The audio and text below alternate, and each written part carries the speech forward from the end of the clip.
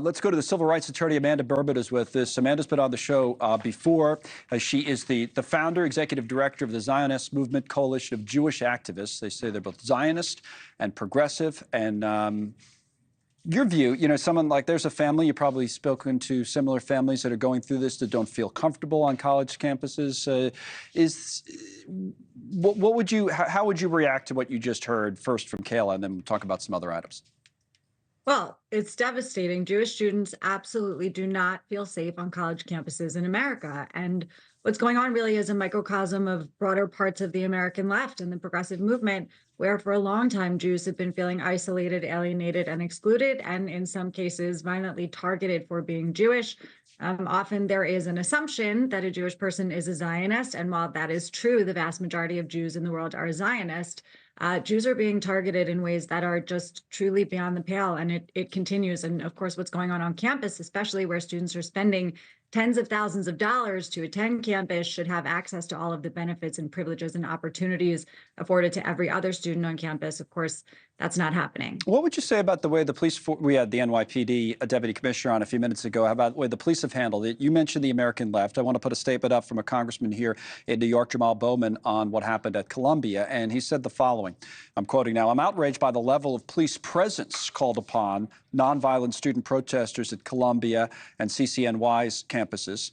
Says the militarization of college campuses, extensive police presence, and the arrest of hundreds of students are in direct opposition to the role of education as a cornerstone of our democracy. What do you say when you see that?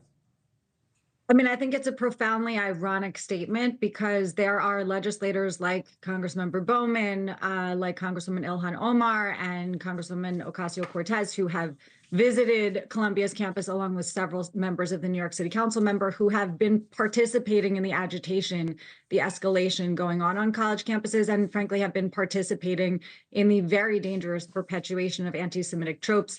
Congresswoman Omar last week went to Columbia's campus and said that it was a pro-genocide versus anti-genocide dispute, as if all Jewish students who oppose what their experience has been, who oppose the brutal violence inflicted on Jews and Israelis and individuals from dozens of other countries on October 7th, as if those students who are being victimized every minute of every day on their campus are pro-genocide. It was the activation of an unapologetic and, of course, extremely transparent blood libel.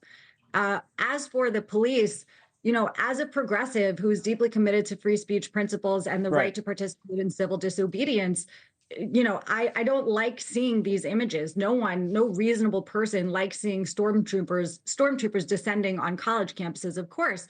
But one person's rights end where someone else's rights begin.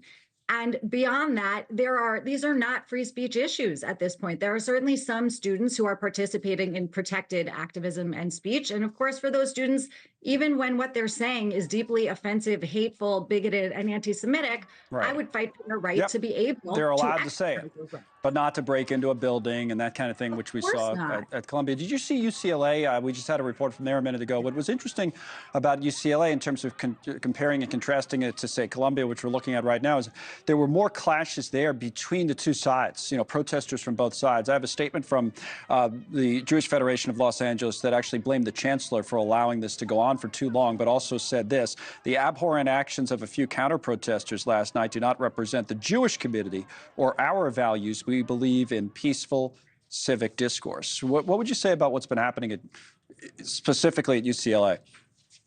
I saw the statement, and I commend my friends and colleagues at the Federation of Los Angeles for being very clear in rejecting the anti-Semitism perpetuated in the name of the Jewish community in Israel, but also being very clear that the situation has clearly gotten out of hand because the administrators at so many of these campuses have been so afraid to take control of the situation, to say we have an obligation to ensure that students, tens of thousands of students at these institutions, can go to class, can do what they all came here to do.